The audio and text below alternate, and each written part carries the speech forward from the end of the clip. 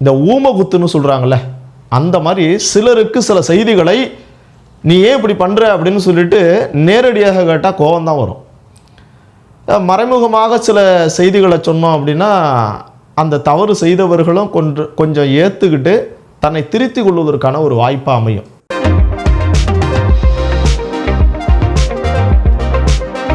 நண்பர்களுக்கு நம்முடைய வணக்கம். இந்த வீடியோவில் நம்ம பார்க்க இருக்கக்கூடிய பகுதி தாயுமானவர் அவர்களுடைய படைப்புகள். இது சம்பந்தமான வீடியோ நம்ம தொடர்ந்து அப்லோட் பண்ணிக்கிட்டு இருக்கிறோம். இதுக்கு முன்னாடி இந்த தாயுமானவருடைய பாடல்கள், அவர்களுடைய வரலாறு, இவைகளை பற்றிய வீடியோ 2 வீடியோ நம்ம அப்லோட் பண்ணியிருக்கிறோம். அதை நீங்கள் பார்க்கல அப்படின்னா மேலே வரக்கூடிய அந்த லிங்கை கிளிக் பண்ணி நீங்கள் பார்த்துங்க. அல்லது இந்த வீடியோவினுடைய கீழே டிஸ்கிரிப்ஷனில் நான் லிங்க் கொடுக்குறேன், அதை பார்த்து கூட பயன் என்பது பெற்றுக்கொள்ளலாம்.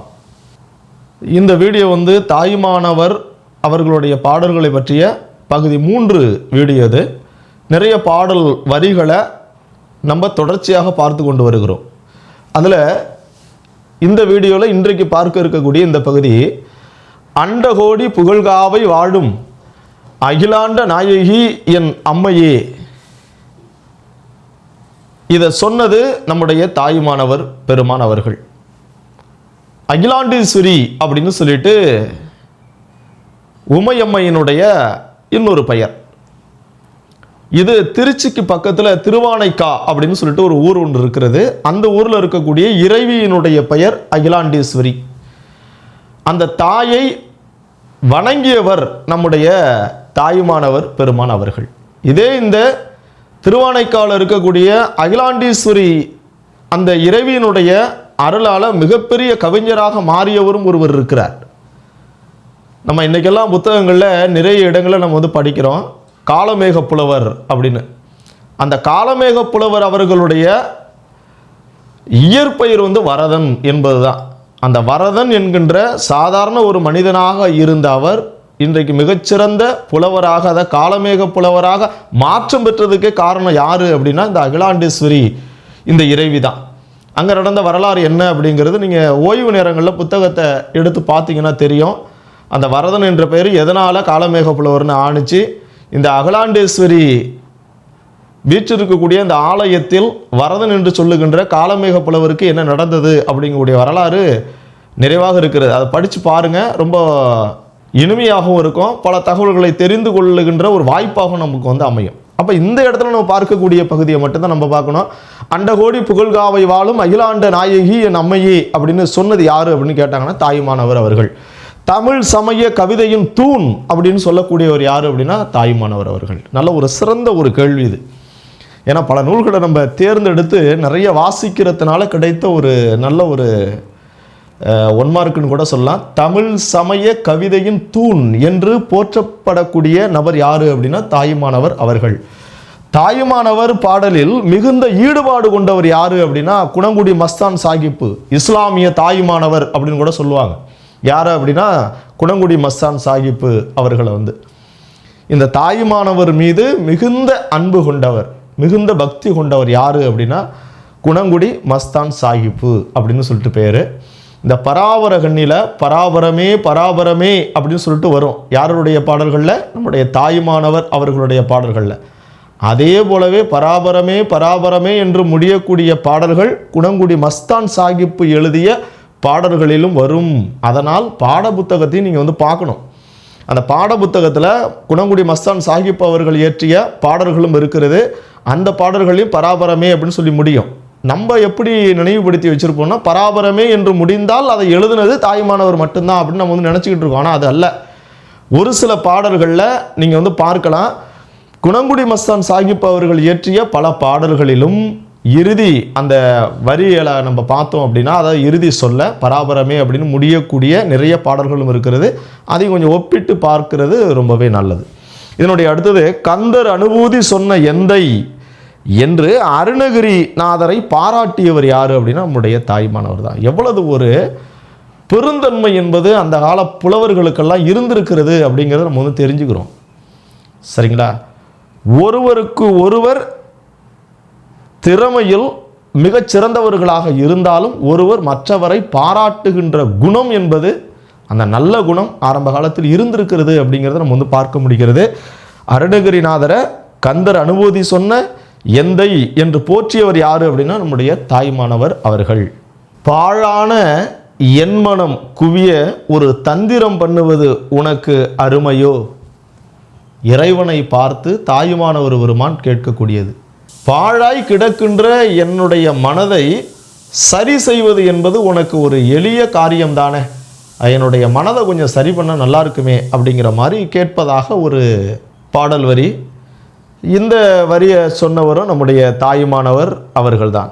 அதுக்கடுத்து மனதற்ற பரிசு தந்த நிலையை அருள்வாய் என்று இறைவனை பார்த்து வினவியவர் யார் அப்படின்னு கேட்டால் தாயுமானவர் பெருமான் அவர்கள்தான். இந்த புக்கை நம்ம ரெஃபர் பண்ணும் பொழுது இன்னும் கூடுதல் தகவல் இடையிடைய சில செய்திகள் இருக்குது. அதையும் நம்ம இதுக்குள்ளாரே கொஞ்சம் இணைச்சி தான் நம்ம சொல்லிக்கிட்டு இருக்கிறோம். அருணகிரிநாதருக்கு இறைவன் அருளிய நிட்டைகளுள் சும்மா இரு என்பதுதான் முதன்மையானது அப்படிங்கிறது ஒரு செய்தி. நம்ம ஏற்கனவே பார்த்துருக்கோம். நம்ம தாயுமானவர் பெருமான் அவர்களுக்கும் சொன்ன செய்தி இதுதான், சிந்தையற சும்மா இரு அப்படிங்கிறது. அந்த செய்திகள்லாம் ஏற்கனவே அந்த பகுதி 1 வீடியோவில் மிக தெளிவான முறையில் நம்ம சொல்லியிருக்கோம். அதை நீங்கள் வேணால் பார்த்துங்க. இப்போ இங்கே அருணகிரிநாதருக்கு இறைவன் அருளிய ஒரு உபதேச மொழி என்ன அப்படின்னா சும்மா இரு அப்படிங்கிறது தான். அதனால் சும்மா இரு அப்படின்னு ஒரு கேள்வி ஒன்று கேட்டு அதுக்கு கீழே 4 விடைகளில் தாயுமானவர் என்கின்ற ஒரு பதில் இல்லை, மௌனகுரு என்கின்ற ஒரு பதிலும் அதில் இல்லை அப்படின்னா அந்த இடத்துல அருணகிரிநாதர் மட்டும்தான் இருக்கிறார் என்ற ஒரு நிலைப்பாடு இருந்ததுன்னா அருணகிரிநாதர் என்பதுதான் மிக சரியான ஒரு விடை. ஏன்னா வினா தவறு அப்படிங்கக்கூடிய நிலைப்பாட்டுக்கு போயிடக்கூடாது. ஏன்னா நம்ம படிச்சிருக்கிறது என்ன அப்படின்னா தாயுமானவருக்கு இந்த சும்மா இரு என்ற சொல்லுக்கும் ஒரு தொடர்பு என்பது உண்டு, அல்லது மௌனகுரு என்பவருக்கும் ஒரு தொடர்பு என்பது உண்டு அப்படிங்கக்கூடிய சிந்தனையோடு தான் நம்ம இருப்போம். ஆனால் இங்கே அருணகிரிநாதருக்கும் இறைவன் அளித்த ஒரு உபதேச மொழி என்ன அப்படின்னா சும்மா இரு அப்படிங்கக்கூடிய இந்த செய்தி தான் அப்படிங்கிறத நம்ம நினைவில் வச்சுக்கணும். அல்லும் பகலும் அறிவு ஆகி நின்றவருக்கே சொல்லும் பொருளும் சுமைகான் பராபரமே. கொஞ்ச நேரத்துக்கு முன்னாடி நம்ம ஒரு செய்தியை பார்த்தோம். பெரும்பாலும் நம்முடைய தாயுமானவர் பெருமானருடைய பல பாடல்களில் இறுதி வரி இந்த பராபரமே பராபரமே என்று முடியும் அப்படின்னு பார்த்தோம். அதே நேரத்தில் கொஞ்சம் கவனம் செலுத்த வேண்டியது என்ன அப்படின்னா தாயுமானவர் மீது மிகுந்த பற்று கொண்டவர் யார் அப்படின்னா குணங்குடி மஸ்தான் சாஹிப்பு. அவருடைய பாடல்களையும் பராபரமே அப்படின்னு சொல்லி வரும். சின்ன சின்ன குழப்பங்கள் வந்தாலும் நம்ம திரும்ப திரும்ப படித்தோம் அப்படின்னா கண்டிப்பாக அடிச்சிடலாம். பாருங்களேன், அல்லும் பகலும் அறிவு ஆகி நின்றவருக்கே சொல்லும் பொருளும் சுமைகான் பராபரமே அப்படின்னு சொன்னது தாயுமானவர்.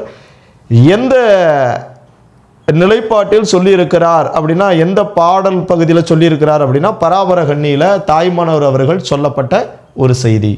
இந்த வீடியோ முழுவதுமே வெறும் பாடல் வரிகளாக இருக்கே அப்படின்னு சொல்லி கேட்காதீங்க. ஏன்னா எப்படி வேணாலும் கேட்கலாம். ஏன்னா அதனுடைய தலைப்பே அதுதான், தாயுமானவருடைய படைப்புகள் அப்படின்னு சொல்லி கொடுத்துருக்குறாங்க இல்லையா. அதனால் நம்ம தொடர்ந்து பார்க்கலாம்.